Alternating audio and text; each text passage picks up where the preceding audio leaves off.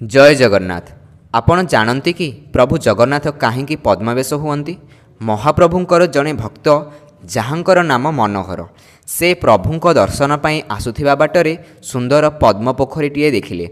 सेथिरु किछि पद्म तांको पुटुली रे बांधी जगन्नाथंक पाखकु चलिले।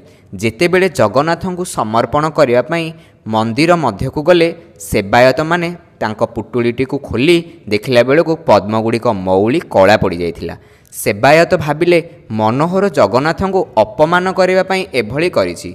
समस्ते मनोहर को बेतरे पिटिबाकू लागिले। सेदिन पुरी गजपति स्वप्न महाप्रभु आसी कहिले, मंदिर बाहरे बसिथिबा मो भक्त मनोहर दासर सबु फूल मते दरकार।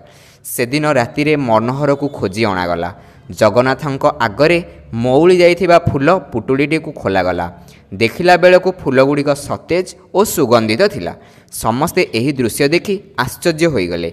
एही भावर आदान प्रदान को मने रखिबा पई प्रतिवर्ष जगन्नाथ पद्मवेशरे सज्जित हुअन्ति। एहा थिला प्रभुंकर पद्मवेशर कथा। एही भली अनेक आश्चर्य कथा जानिबा पई आम चैनल सहित जोड़ी होई रहिथांतु। धन्यवाद।